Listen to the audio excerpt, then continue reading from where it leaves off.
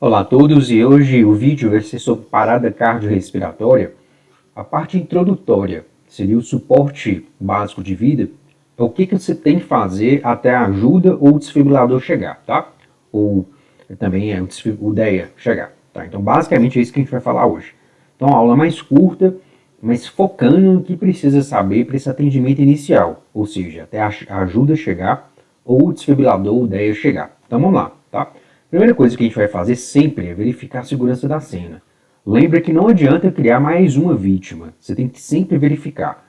Os 5 riscos mais comuns é trânsito, então para evitar minimizar o risco do trânsito, você tem que sinalizar adequadamente, tá?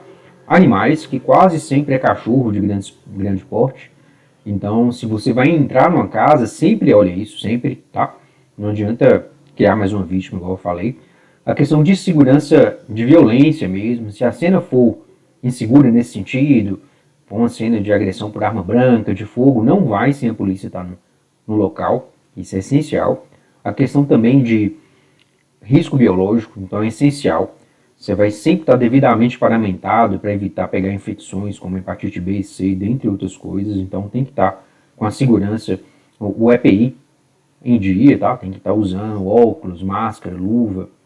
E também a questão de cenário, aí é um pouco mais variado, mas basicamente quando tem riscos de explosão, queda de grandes alturas, afogamento, eletrocução, quem tem que ir nesse tipo de cenário primeiro e trazer o paciente ou deixar o cenário seguro é o corpo de bombeiro, tá? Então essa é essencial. Então isso é a primeira coisa que você vai fazer, lembrando que isso é mais importante no pré-hospitalar. Se você estiver trabalhando no SAMU, por exemplo, atendendo um paciente como no trânsito, você estava andando pela rua, alguém passa mal, tem uma parada cardíaca, você vai sempre olhar isso, tá? A questão do hospital, você vai verificar principalmente risco biológico. Então, tem que dar devidamente paramentado. Os outros riscos ou não tem ou são minimizados, porque você está no hospital. Em seguida, você vai testar a responsabilidade de todo paciente que você suspeitar que esteja em parada cardíaca. Você vai fazer um estímulo auditivo forte, e um estímulo tátil forte. Se o paciente não responder, ele está irresponsivo, tá? Quando isso acontece, você vai ter que chamar por ajuda. Se você estiver no hospital, você vai chamar a ajuda da equipe que está lá disponível para te ajudar e trazer o desfibrilador. Se você estiver na rua, você vai ligar para o SAMU, chamar ajuda primeiro e depois atender o paciente.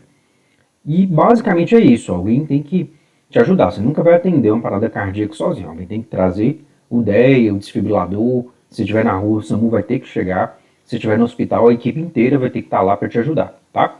Em seguida, você vai olhar pulso central. Pode ser carotídeo ou femoral. Se não houver pulso central, no máximo 10 segundos, você já tem que ter uma certeza disso, você vai fazer o diagnóstico de parada cardíaca e vai começar a reanimação. Uma coisa importante é que, se houver dúvida se o paciente tem ou não um pulso central, você vai considerar que o paciente esteja em parada cardíaca e começar a compressão torácica, um suporte básico de vida. Porque é muito pior você não fazer a compressão torácica, a reanimação num paciente com parada cardíaca, do que um paciente que tem um pulso central muito fino, em geral está com choque grave, hipotensão severa, e você fazer uma compressão desnecessária. Então o risco disso é muito menor. Uma compressão desnecessária em geral tem menos consequências, muito menos consequências, do que um paciente que está em parada cardíaca se não começa a compressão efetiva, tá bom? Vai verificar também a ausência de respiração, tá? Então vai fazer a inspeção torácica. Antigamente a gente até colocava o ouvido perto do ouvido e boca do paciente para ouvir, sentir a respiração, mas em geral só a inspeção torácica é suficiente, a não ser que o paciente tenha respiração agônica. Então, ou ele está em parada respiratória, quase sempre é isso, quando tem parada cardíaca, o paciente tem uma parada respiratória, ou quando ele tem uma parada cardíaca, ele pode ter respiração agônica, que é aquela respiração de peixe fora d'água, o gasp. Esse tipo de respiração pode acontecer, em geral, a maioria das vezes, na iminência de PCR, quando em alguns minutos ou poucas horas a parada cardíaca vai acontecer, mas pode acontecer de o paciente estar em parada cardíaca e ter respiração agônica. Então é o gasping, respiração agônica, que é aquela respiração peixe fora d'água, tá? Então você tem que ver essa respiração para reconhecê-la, mas é uma respiração com esforço intenso. A característica é essa, de peixe fora d'água. Aí depois assiste nesse vídeo aqui, do YouTube que tem uma explicação muito bem adequada da respiração agônica e tem um pequeno vídeo que demonstra o paciente em respiração agônica. Então dá uma olhada. É em inglês, mas coloca a legenda que vocês vão entender perfeitamente, mas o principal é reconhecer esse tipo de respiração. Uma vez diagnosticando a parada cardíaca, vocês vão focar em compressão efetiva. É a base da chance de ressuscitação do paciente. Então vai fazer assim, uma mão sobre a outra, igual está no desenho aqui. Tenar e hipotenar, são as regiões da mão que vão estar encostando no tórax. 2 dedos acima da apêndice tifoide, tá? Sem fletir os cotovelos, igual está mostrando aqui. E o peso do corpo que vai fazer a compressão. Não é flexionando o cotovelo que você vai conseguir fazer a compressão, não. Vai ser o peso do corpo que vai descer nos braços e fazer a compressão do paciente, tá? Sobre uma superfície rígida. Então, se estiver no hospital, vai colocar aquela prancha curta. Se estiver no SAMU, você vai colocar o paciente no chão e fazer essa compressão, tá? Mais coisas importantes sobre a compressão efetiva. Então, tem que obedecer toda essa técnica para ser uma coisa efetiva e realmente ter chance de sucesso. Uma profundidade de 5 a 6 centímetros, igual você está olhando aqui, tá?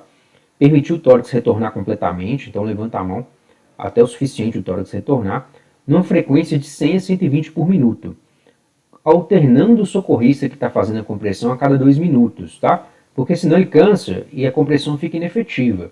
Então você tem que ter esse cuidado, tá?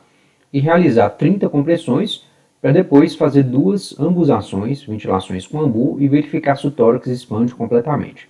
Então essa técnica correta de fazer compressão efetiva é até um pouco chato falar de todas elas, mas você é obrigado a, item por item, fazer valer durante a compressão, durante o atendimento da parada cardíaca, tá bom?